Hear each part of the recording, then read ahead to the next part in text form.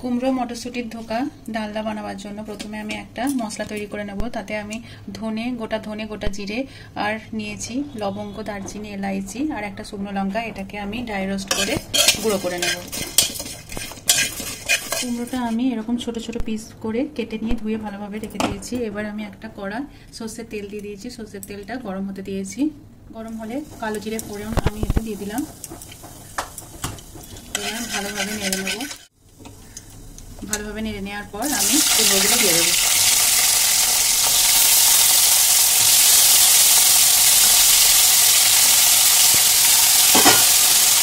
এবার এইভাবে নেড়ে নেড়ে আমি একটু ভাজা ভাজা করে নেব। কুমড়োটা ভালোভাবে ভাজা হয়ে গেলে অল্প স্বাদ মতো নুন দিয়ে আমি এটাকে নেড়ে নেব। দিয়ে হালকা জল দিয়ে নেড়ে নেব। আমি কুমড়োটাকে সিদ্ধ করতে দিয়ে দেবো চাপা দিয়ে। ড্রাই রোস্ট মশলাটা আমি ভালোভাবে মিক্সিতে বেটে নিয়েছি, দিয়ে ভাজা মশলা তৈরি করে নিয়েছি। অন্যদিকে আমি মটরশুঁটি ছিলে নিয়েছি। মটরশুঁটি নিয়ে নিয়েছি, এক টুকরো আদা নিয়ে নিয়েছি কেটে টুকরো টুকরো করে, আর একটা কাঁচা লঙ্কা নিয়ে নিয়েছি। এটা আমি মিক্সিতে পেস্ট করে নেব। মটরশুঁটিটা আমি বেটে একটা পাত্রে নিয়ে নিয়েছি। এবার আমি মিক্সিতে আদা নিয়ে নিয়েছি এক টুকরো কুচি কুচি করে, আর দুটো টমেটো নিয়ে নিয়েছি। এটাকে আমি বেটে পেস্ট করে নেব। কিছুক্ষণ পর আমি ঢাকনাটা খুলে নেব। দেখুন কুমড়োটা একদমই সিদ্ধ হয়ে গেছে। এই সময় আমি বেটে রাখা মটরশুঁটিটা দিয়ে দেবো। দিয়ে ভালোভাবে নেড়ে নেব। দিয়ে দেবো স্বাদ মতো নুন, অল্প চিনি দিয়ে দেবো। দিয়ে ভালোভাবে নাড়তে থাকবো ততক্ষণ না একটা পাক মতো আসে।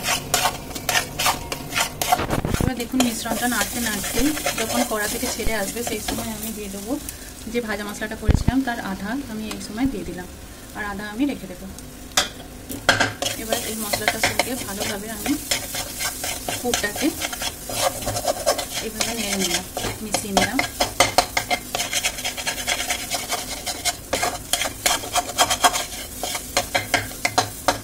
দিয়ে ভালোভাবে মিশিয়ে নেওয়ার পর আমি আগে থেকে তেল মাখানো বাটিতে এটা ঢেলে নেব। দেখুন মিশ্রণটা আমি ঢেলে নিয়েছি। এবার এটাকে আমি ঠান্ডা হতে দেব। এই সময় আমি এইভাবে বরফির শেপে এটাকে কাট করে নেব।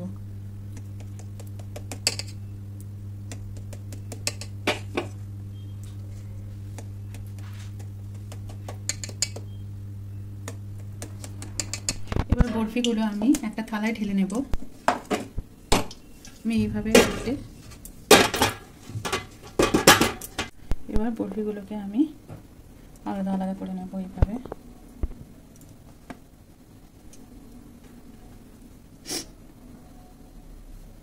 সমস্ত বরফিগুলো আমি আলাদা করে নিয়েছি। এবার আমি কড়াইয়ে সাদা তেল দিয়েছি। এবার এই তেলে আমি এগুলোকে ভেজে নেব।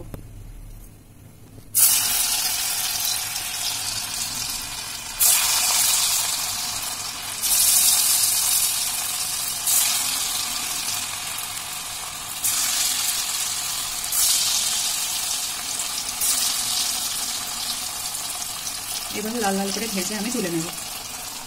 বরফিগুলো আমি ভেজে তুলে রেখেছি। এদিকে আমার ধোকা রেডি। এবার আমি একটা কড়াতে নিয়ে নিয়েছি সরষের তেল, সেটা আমি গরম করতে দিয়েছি। গরম হয়ে গেলে প্রথমে একটা তেজপাতা, শুকনো লঙ্কা আর গোটা গরম মশলা দিয়ে দেবো। দিয়ে ভাজা হয়ে গেলে আমি আলু দিয়ে দেবো।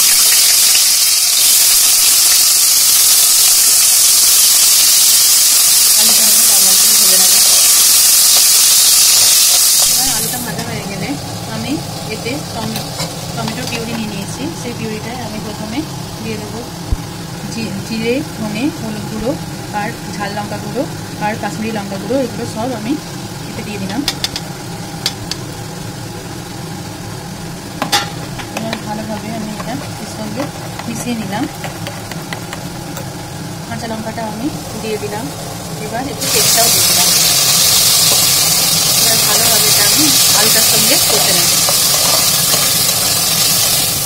টমেটো পিউরি, আদা আর মশলাটা ভালোভাবে কষে নিয়ে আলুর সাথে যখন তেলটা ছেড়ে যাবে, এবার আমি এতে স্বাদ মতো চিনি দিয়ে দেবো।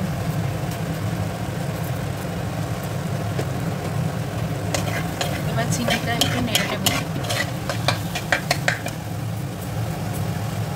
এরপর আমি এতে স্বাদ মতো নুন দিয়ে দেবো। এবার একটু নেড়ে চেড়ে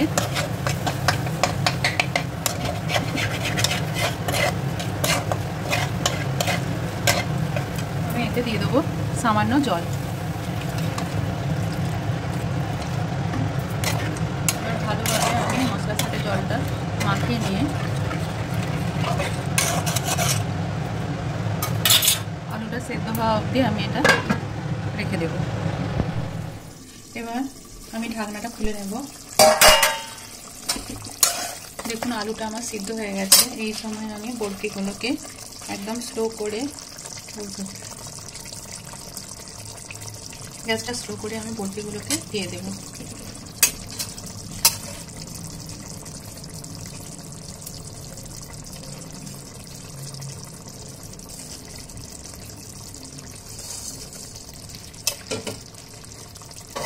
হালকা হাতে একটু নেড়ে দেব, দিয়ে এই ভাজা মশলাটা আমি দিয়ে দিলাম উপর থেকে ছড়িয়ে অল্প, আর 1 চামচ গাওয়া ঘি দিয়ে দেবো। ব্যাস, এবার আমি কিছুক্ষণ এটাকে চাপা দিয়ে রেখে দেবো আর গ্যাসটাকে আমি বন্ধ করে দেবো। কিছুক্ষণ স্ট্যান্ডিং টাইম রাখার পর দেখুন কত সুন্দর লাগছে মটরশুঁটি আর কুমড়োর ধোকা। এইটা একদমই নিরামিষ পদ, এটা নিরামিষ দিনে খুবই ভালো খেতে লাগে। দেখুন একটা পাত্রে আমি মটরশুঁটি আর কুমড়োর ধোকার ডালনা আমি এটা পরিবেশন করে নিয়েছি। এটা দেখতে কতটা ইয়াম্মি লাগছে। এই নিরামিষ পদটা খুবই অপূর্ব লাগে খেতে। এরকম অবশ্যই বাড়িতে ট্রাই করে দেখবেন আমার এরকম রান্না। যদি আপনাদের ভালো লেগে থাকে আমার চ্যানেলটিকে সাবস্ক্রাইব করবেন, আমার ভিডিওগুলোকে শেয়ার করবেন। ধন্যবাদ।